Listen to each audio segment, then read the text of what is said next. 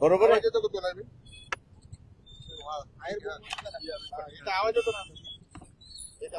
हा सर आज सुनावणी झाली. हा सुनावणी आज झाली. आजची सुनावणी जी होणार होती ती म्हणजे महत्वाचं एकदा मॅजिस्ट्रेटनी इन्क्वायरी केली कस्टोडियल डेथमध्ये, तर त्याच्या पुढच्या काय करायचं या संदर्भात कायदा सायलेंट होता. तर गाईडलाईन ले डाऊन करण्यासाठी आजचं मॅटर त्या ठिकाणी ठेवण्यात आलं होतं आणि सरकारला गाईडलाईन्स काय असाव्यात याच्या संदर्भात ती विचारणी आणि मागणी करण्यात आली होती. शासनाने पुन्हा चालढकल केली आणि पॉलिसी मॅटर आहे, त्याच्यामुळे असणारा पॉलिसी मॅटर त्यावेळेस आम्ही कळू असं त्यांनी असं केलं. कोर्टाने ते मॅटर सिरियसली घेतलं आणि सिरियसली घेऊन प्रिन्सिपल सेक्रेटरी होम यांना असणारा ॲफिडेव्हिट दाखल करायला सांगितलं. इन पर्सन त्यांनी स्वतःहून दाखल करायचं आहे आणि हे पॉलिसी मॅटर बद्दल तुमचं काय म्हणणं, शासनाचं काय म्हणणं आहे त्याच्याबद्दल त्यांनी असणारं विचारणा करण्यात आलेली आहे.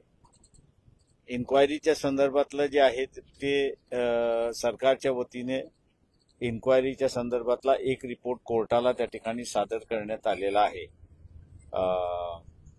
अजून त्या ह्याच्यामध्ये सोमनाथ सूर्यवंशी बरोबर जे अटक होते त्या सगळ्यांची अजून साक्ष झालेली नाही अशी असणारी परिस्थिती आहे.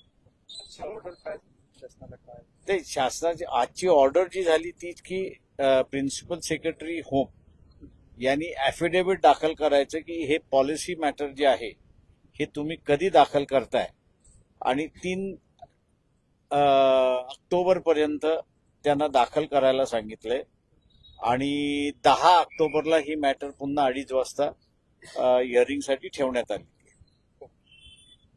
दुसरा एक कॉमन प्रश्न होता, म्हणजे दिल्ली सुप्रीम कोर्टात आणि मुंबई उच्च न्यायालयात बॉम्ब ठेवल्याची अफवा आणि काय वाटतं याचं कनेक्शन नेपाळशी जोडलं जातं? असे मी मागे म्हणालो होतो की बांगलादेश मध्ये उठाव झाला, नेपाळमध्ये उठाव झाला. आता भारतामध्ये काय होते ते बघितलं पाहिजे.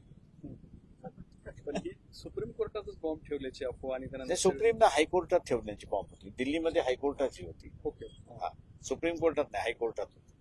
मग अशा अफवा येतात आणि सगळं घडतं. आपण नंतर बोलू. थँक्यू. थँक्यू.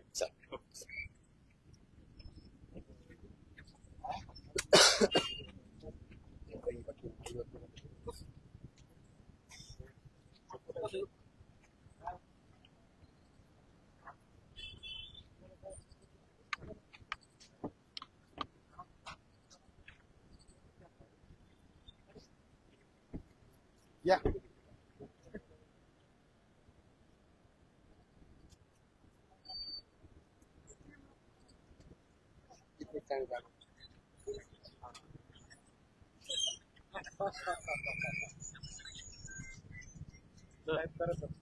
Thank you sir.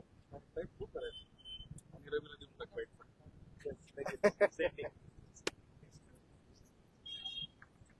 उज्ज्वल घ्या ना सर.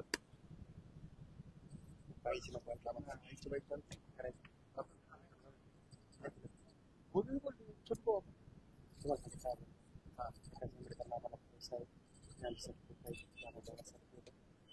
आणि जे करतात ते चांगलं करतात. मला कळत नाही त्यांचं ते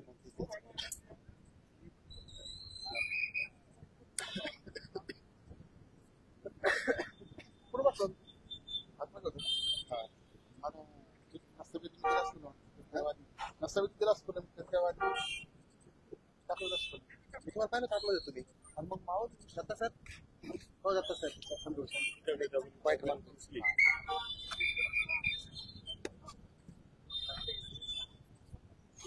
घेऊ ना. हो